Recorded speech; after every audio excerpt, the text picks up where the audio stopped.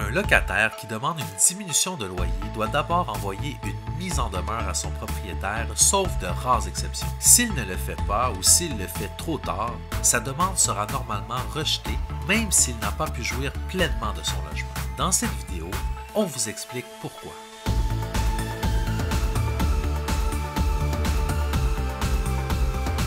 Dans une décision récente où le locataire demande une diminution de loyer pour plusieurs troubles de jouissance, le tribunal tient à rappeler la nécessité pour le locataire de dénoncer au locataire toute situation préjudiciable en temps utile et opportun et de le mettre en demeure d'exécuter ses obligations en lui laissant alors un délai raisonnable pour rétablir la situation, le tout avant d'intenter un recours. La dénonciation vise à porter à la connaissance du locataire un trouble, un défaut, un manquement et la mise en demeure à rappeler au locataire qu'à défaut d'exécution des obligations dans le délai accordé, un recours judiciaire sera entrepris pour obtenir réparation. Sauf exception dont nous traiterons la semaine prochaine, la dénonciation du trouble en temps utile pour informer le locataire de son existence et la mise en demeure préalable du locataire avant d'exercer son recours sont essentielles. L'absence de mise en demeure écrite en temps utile et opportun est fatale. Citant une autre affaire, le tribunal ajoute qu'il faut que le locataire dénonce clairement les reproches formulés eu égard à la perte de jouissance subie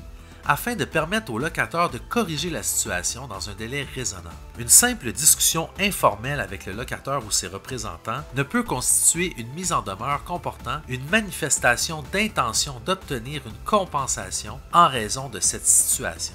Si le locataire, par son silence, négligence ou omission, garde le silence, il ne peut espérer tirer profit de l'écoulement du temps et ainsi obtenir une réduction de loyer. La semaine prochaine, nous vous expliquerons quand il n'est pas nécessaire pour un locataire de mettre en demeure son propriétaire avant de demander une diminution de loyer.